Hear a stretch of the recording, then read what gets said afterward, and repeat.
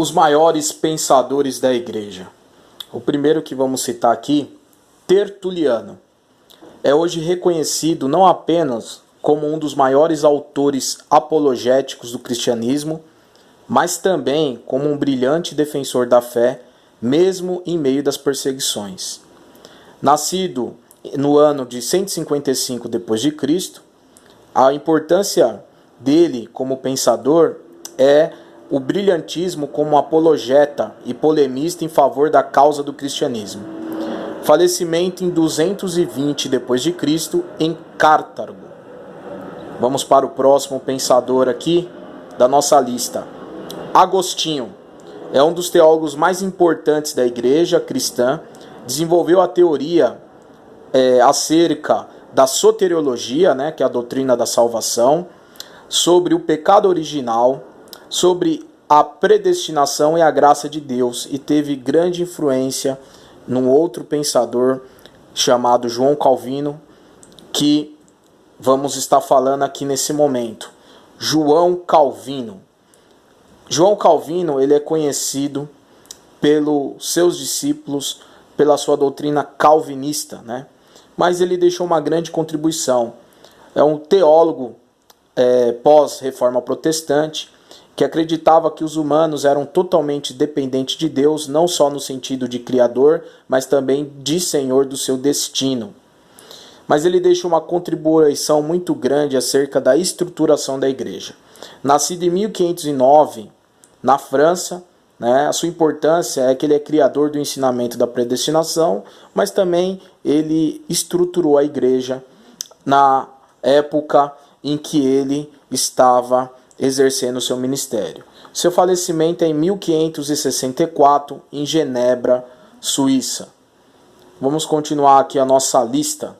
Agora vamos estar falando de um outro pensador que é pouco mencionado, que é Anselmo. Anselmo acreditava que, usando apenas a razão, era possível resolver debates teológicos. Através da sua linha de pensamento, tentou provar a existência de Deus, a Trindade, a imortalidade da alma e que as escrituras são inerrantes. Nascido em 1033, em Lombardia, a sua importância mostrou como é possível demonstrar a verdade apenas com o uso da razão. Falecimento em 1109, na Inglaterra. Outro grande pensador, Tomás de Aquino. Esse eu gosto muito. Renomado teólogo medieval, buscou reconciliar a fé e a razão para comprovar as verdades da Bíblia. Tem até uma história que ele se encontrou com um Papa, e o Papa lhe fala sobre a grandiosidade e riqueza que a igreja tinha conquistado, e aí fala assim: olha, na época dos apóstolos, eles não tiveram uma moeda para dar ali para aquele mendigo que estava na porta do templo de Formosa. E hoje a igreja tem muito ouro e muita prata. E aí ele responde para o Papa: pois bem, a igreja tem muito ouro e muita prata, mas a igreja já não tem mais autoridade de dizer ao paralítico: levanta e anda. Nascido em 1225, na Itália, sua importância como pensador mostrou como a crença religiosa pode também se calcar na razão. Falecimento em 1274, na Itália. Outro pensador, John Hus, erudito, que viveu 100 anos antes de Martinho Lutero e da Reforma Protestante. Estava convencido que deveria apresentar a Bíblia na linguagem do povo. Acreditava que a salvação vem só pela fé em Cristo, que só a Bíblia é a palavra de Deus. E quando ele morreu queimado numa fogueira, porque ele foi condenado pela Igreja Católica Apostólica Romana como herege. Atribuída a ele a célebre frase em que ele diz o seguinte: hoje vocês assarão um ganso magro, mas daqui 100 anos ouvirão um cisne cantar. E muitos dizem que ele estava de uma forma profética falando sobre Martinho Lutero.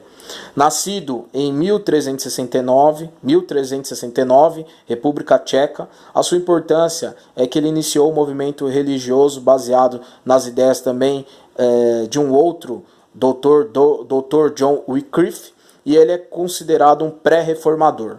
Morreu cantando na fogueira em 6 de julho de 1415. E já que nós falamos, 100 anos depois, vem Martinho Lutero, mais conhecido inspirador da Reforma Protestante, que insistia que a Bíblia estava acima do Papa e da Igreja, consequentemente culminou na divisão da Igreja Católica do século XVI. Nascido em 1483 na Alemanha, sua importância são seus ensinamentos que inspiraram a Reforma Protestante, as conhecidas 95 Teses. Falecido em 1546 na Alemanha.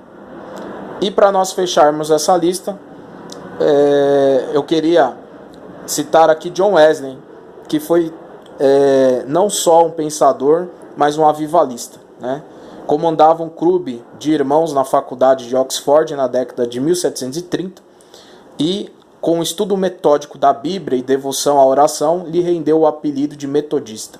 Nascido em 1703 na Inglaterra, a importância que ele tem é como um pregador fervoroso e fundador do método, conhecido como metodista. E falecido em Londres, na Inglaterra. Ele também está em um outro vídeo do nosso canal, procure lá, os grandes pregadores avivalistas. Espero que você tenha gostado desse vídeo, só para citar alguns pensadores que às vezes são esquecidos e que deixou um grande legado para o cristianismo. Vamos ficando por aqui, Dr. Wagner Pedro, meu forte abraço, tamo junto.